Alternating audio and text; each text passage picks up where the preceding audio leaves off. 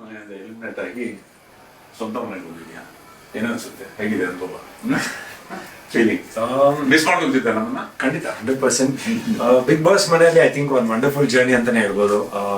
ನನ್ನ 55 days of big boss ಮನೆಯಲ್ಲಿ ಟಿವಿನ ನೋಡೋದಕ್ಕೂ ಬಿಗ್ ಬಾಸ್ ಮನೆಯಲ್ಲಿ ಎಕ್ಸ್ಪೀರಿಯನ್ಸ್ ಮಾಡೋದಕ್ಕೂ ಐ ಥಿಂಕ್ ಒಂದು ವಂಡರ್ಫುಲ್ ಜರ್ನಿ. ಪ್ರತಿಯೊಬ್ಬರ ಸದಸ್ಯರನ್ನ ಮಿಸ್ ಮಾಡ್ತಾ ಇದ್ದೀನಿ ಆಲ್ರೆಡಿ. ಆ್ಯಂಡ್ ಮನೆಗೆ ಬಂದಿದ್ದು ಡೆಫಿನೆಟ್ಲಿ ತಂದೆ ತಾಯಿನ ನೋಡಿದ್ದು, ನಮ್ಮ ಅಕ್ಕ ಬಾವ, ಫ್ರೆಂಡ್ಸು, ರಿಯಾ, ಪ್ರತಿಯೊಬ್ಬರನ್ನ ಮೀಟ್ ಮಾಡಿದ್ದು ಅದೊಂದು ಖುಷಿ. ಆದರೆ ಇನ್ನೊಂದು ಕಡೆ ಬಿಗ್ ಬಾಸ್ ಮನೆಯಿಂದ ಬಂದಿದ್ದೀನಿ ಅಂತ ಸ್ವಲ್ಪ ಬೇಜಾರು ಇದ್ದೇ ಇರುತ್ತೆ.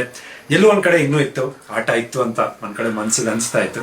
But life has to go on and the show has to go on ಅಂತಲ್ಲ, ಸೊ ಅದೇ ಥರ ಖುಷಿಯಾಗಿದೆ. ಸೂಪರ್. ಇದ್ದಷ್ಟು ದಿವಸ 55 ದಿವಸ ಬಹಳ ಚೆನ್ನಾಗಿ ಆಟ ಆಡಿದ್ಯಾ.